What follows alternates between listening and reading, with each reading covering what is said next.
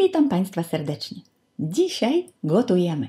Przedstawię Wam przepis, jak zrobić mięso w słoikach po ukraińsku. Inaczej mówimy na to tuszonka.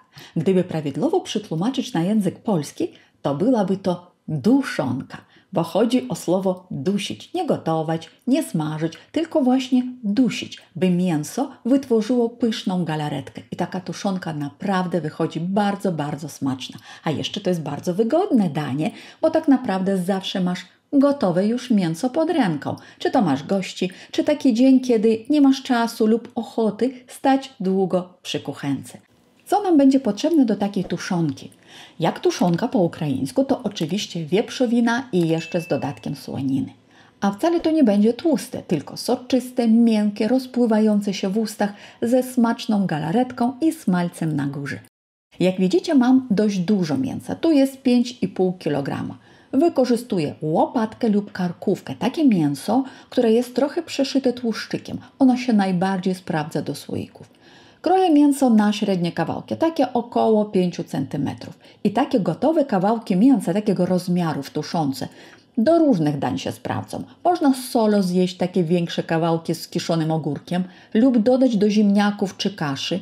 Można oczywiście gotową już tuszonkę nasmarować na chleb żytni i zjeść pyszną kanapkę. Słoniny też kroję, ale w drobną kostkę, około 1 cm i dodaję do mięsa. Proporcje słoniny w stosunku do mięsa to jest 100 g na 1 kg.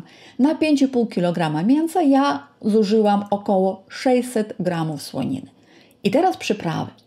Ogólnie doprawić każdy może, jak chce, czym chce, no bo to zależy kto co lubi. Ale najważniejsze to jaką ilość soli damy. Na 1 kg mięsa najlepiej dać 1 płaską łyżkę soli, 15 g. Lepiej odrobinę mniej niż więcej, żeby nie było za słone. U mnie 5,5 łyżek.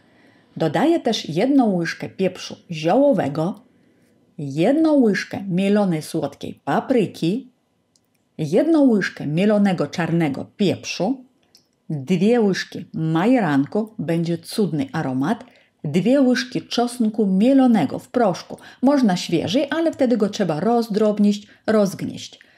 I jeszcze 10 ziarenek jałowca rozgniecionego w moździerzu, bo ma bardzo mocne działanie bakterio- i grzybobójcze.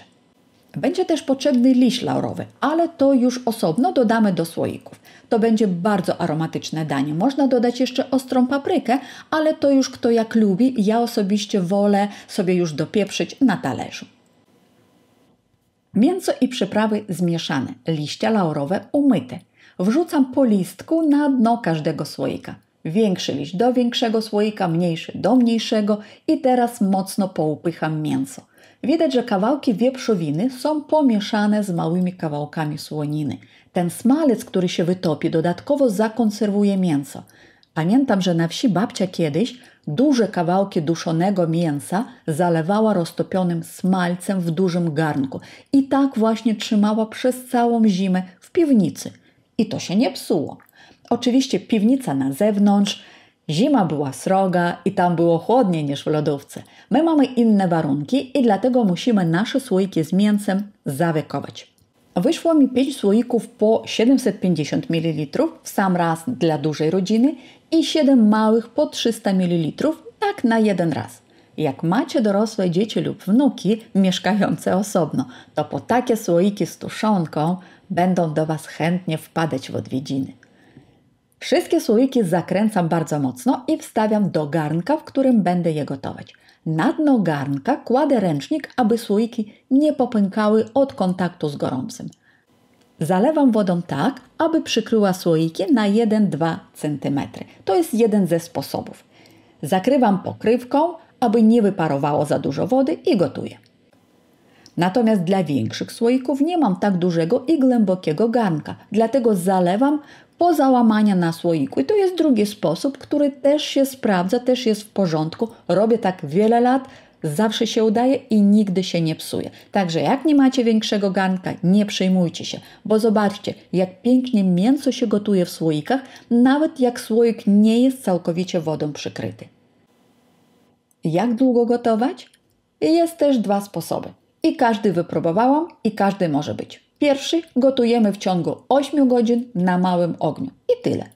A drugi, kiedy gotujemy 3-etapowo. Najczęściej w taki sposób robię. W pierwszym dniu 3-4 godziny i odstawiamy do całkowitego wystygnięcia. W drugim dniu jeszcze 2 godziny gotujemy i w trzecim dniu jeszcze 1-2 godziny. Łącznie 6-8 godzin.